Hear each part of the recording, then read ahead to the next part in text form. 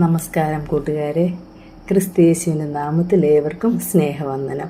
ഇന്ന് നാം പഠിക്കുന്നത് റോമർക്ക് എഴുതിയ ലേഖനം 8:28. റോമർക്ക് എഴുതിയ ലേഖനം 8:28. എന്നാൽ ദൈവത്തെ സ്നേഹിക്കുന്നവർക്ക് നിർണയ പ്രകാരം വിളിക്കപ്പെട്ടവർക്ക് തന്നെ സകലവും നന്മയ്ക്കായി കൂടി വ്യാപരിക്കുന്നു എന്ന് നാം അറിയുന്നു. സകലവും നന്മയ്ക്കായി കൂടി വ്യാപരിക്കുന്നു എന്ന് നാം അറിയുന്നു.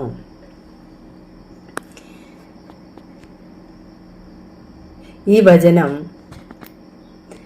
ദൈവവിശ്വാസികൾക്ക് ഒരു വലിയ വാഗ്ദാനവും ആശ്വാസവുമാണ്. ആദ്യമായി സകലവും എന്ന വാക്കിൻ്റെ അർത്ഥം പരിശോധിക്കാം. ഈ വാക്ക് ജീവിതത്തിലെ എല്ലാ സാഹചര്യങ്ങളെയും ഉൾക്കൊള്ളുന്നു. നല്ലതും ചീത്തയും, സന്തോഷവും വേദനയും, വിജയവും പരാജയവും. നമ്മുടെ ജീവിതത്തിൽ എന്ത് സംഭവിച്ചാലും ദൈവം അതിനെ നന്മയ്ക്കായി ഉപയോഗിക്കുന്നു എന്നാണ് ഈ വചനം പറയുന്നത്. ഉദാഹരണത്തിന് യോസേപ്പിൻ്റെ ജീവിതം നോക്കൂ. അവൻ്റെ സഹോദരന്മാർ അവനെ അടിമയായി വിറ്റു.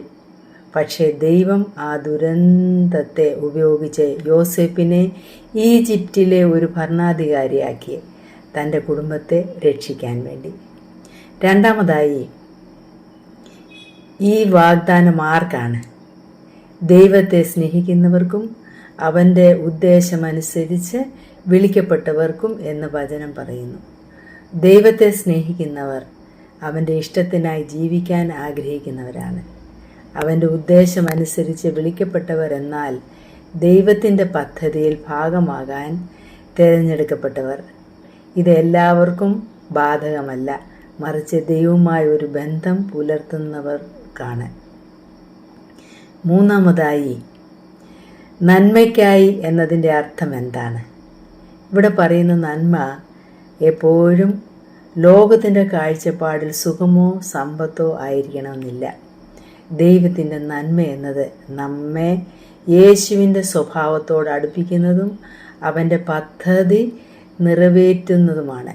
ചിലപ്പോൾ വേദനയിലൂടെ നാം വളരുന്നു, പരീക്ഷണങ്ങളിലൂടെ വിശ്വാസം ശക്തിപ്പെടുന്നു. അവസാനമായി, ഈ വചനം നമുക്ക് ധൈര്യം നൽകുന്നു. ജീവിതത്തിൽ പ്രതിസന്ധികൾ വരുമ്പോൾ ദൈവം നമ്മെ കൈവിടില്ല എന്ന് ഈ വചനം ഓർമ്മിപ്പിക്കുന്നു. അവൻ എല്ലാം നിയന്ത്രിക്കുന്നു, എല്ലാം നന്മയ്ക്കായി തിരിക്കുന്നു. അതിനാൽ പ്രത്യാശയോടെ മുന്നോട്ട് പോകാം, കാരണം ദൈവത്തിൻ്റെ കരങ്ങളിൽ നമ്മുടെ ജീവിതം സുരക്ഷിതമാണ്. അതിന് ദൈവം നമ്മെ എല്ലാവരെയും സഹായിക്കട്ടെ. നല്ലൊരു ദിനം ആശംസിക്കുന്നു കൂട്ടുകാരെ. Thank you so much guys. Have A nice day.